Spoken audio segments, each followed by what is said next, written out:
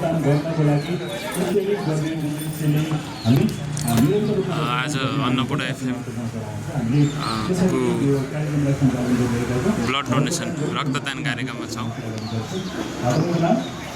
पोखरा 4 गैरापाटनमा अवस्थित रेडियो अन्नपूर्णले आफ्नो हरेक वर्ष ब्लड डोनेसन कार्यक्रम गरिरहेको छ। 23औं बृहत रक्तदान कार्यक्रम 2081 यतिखेर हामी जुटिरहेका छौँ। यो अन्नपूर्ण एफएमको नियमित कार्यक्रम हो।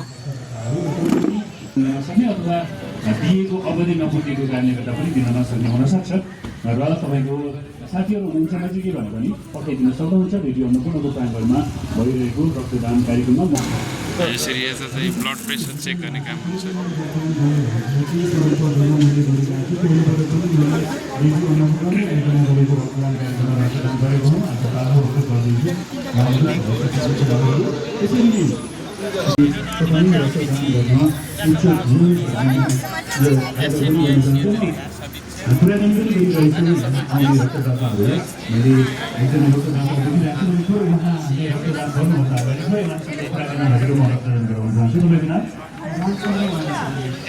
आज रक्तदान गर्ने कतिौँ पटकको रक्तदान रामचन्द्रजीको 25औं पटक पहिलो पटक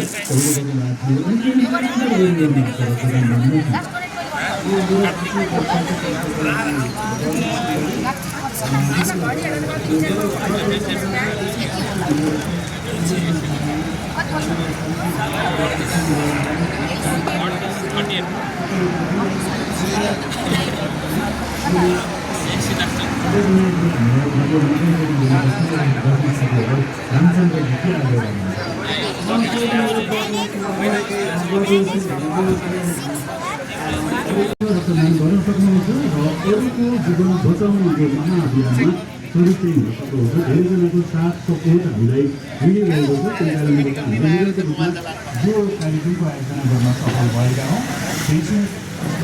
आइपुग्नको लागि धेरैजनाको साथ हामीलाई मिलिरहेको छ र यसपालिको कार्यक्रम आयोजना गर्नको लागि पनि हामीले धेरै सहयोग गर्नुभएको छ। नाम लिन चाहन्छु। हामीलाई नेपाल ब्याङ्क लिमिटेड, भारतीय ब्याङ्क लिमिटेड, सिडनी प्रालीको unit Crystal Industries Prali, Boral Food Industries, Green Development, Alvarez Pharmacy, National Pharmacy, Chemical Insurance Company Limited, Raman Prali Realtors, Retina Assistance, Medina, Sending Engineers, The Bookstore, Real City Finance, Barai Bakery, सहयोग पनि गर्नुभएको छ। यसपालिको रक्तदान कार्यक्रमलाई सफल बनाउनको लागि र निरन्तर रूपमा रक्तदान कार्यक्रम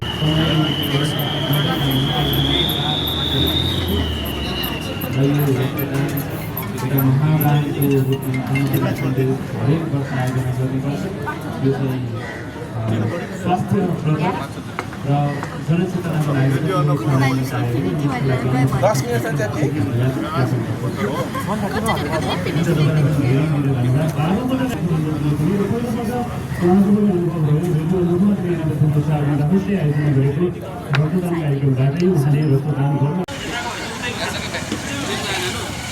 रक्तदान जीवनदान, जीवनदान महादान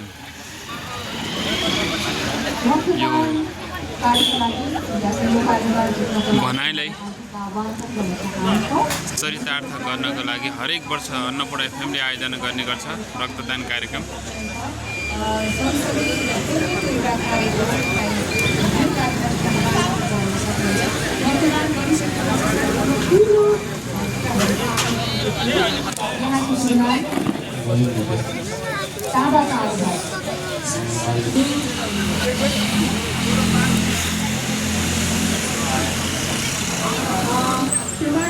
यतिखेर हामीसँग 23औं बृहत रक्तदान कार्यक्रमको संयोजक आर्जु विष्ट सल्यानी सर हुनुहुन्छ।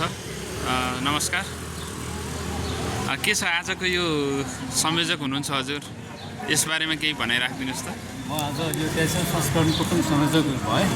त्योभन्दा अगाडि गरेर लगभग 7-8 पटकमा संयोजक भइसकेँ। सबैलाई अझै हामी हरेक बसेर रहन्छौँ रक्तदानमा सबैभन्दा ठुलो पुण्यको कर्म हो यो। मानवीय कर्म हो। सबभन्दा बढी त बेच्न परेको कसैको पनि जीवन बचाउनका लागि रगतको सट्टा दिनुपर्ने अर्को कुनै जात छैन, रगत नै दिनुपर्छ। त्यो भएको हुनाले सबैभन्दा ठुलो धर्म भन्नुहोस्, पुण्यको काम भन्नुहोस्, यही नै भएको हुनाले सबैले रक्तदान गरौँ, जीवन बचाउँ। जो पहिलोपटक रक्तदान गर्छु भन्ने सोचमा हुनुहुन्छ उहाँलाई के भन्नुहुन्छ?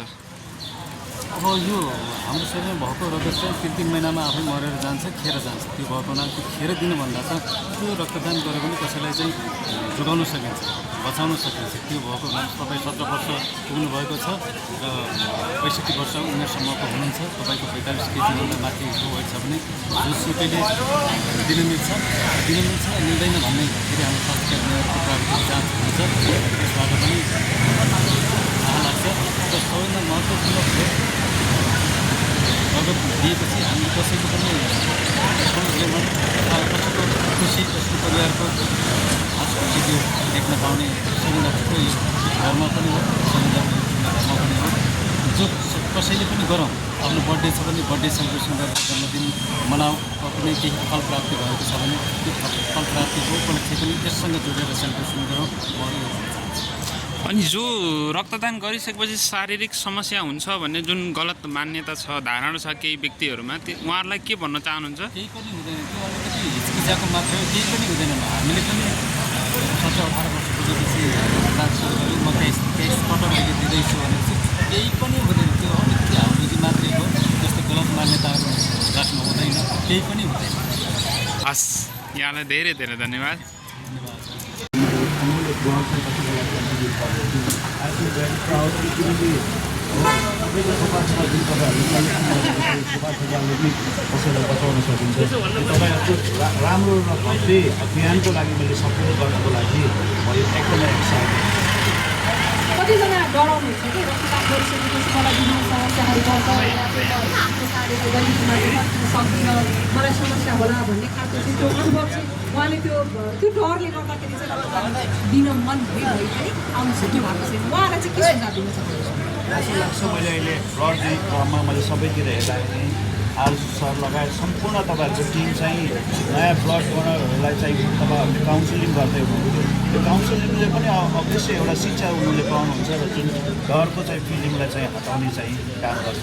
र सबै टिम इभन नर्स, मेडिकल हेल्थको टिमहरू पनि सबै त्यसमा चाहिँ काउन्सिलिङ गरेको देख्दा अवश्य पनि यसले आगामी दिनहरूमा चाहिँ जुन हाम्रो रेडियो अन्नपूर्ण 93.4 मेगाहर्ज सुनेर बस्नेहरूको लागि एउटा प्रेरणा पनि हुनसक्छ जस्तो लाग्छ। किनकि मैले यहाँ महसुस गर्दाखेरि यस्तो भव्य र सभ्य चाहिँ मैले ब्लड डोनेसन कार्यक्रम चाहिँ पहिला यस्तो देखेको थिइनँ र म रेडियो अन्नपूर्णको आश्रममा आएर ब्लड दिँदाखेरि मलाई चाहिँ एकदमै गर्वको महसुस भएको छ।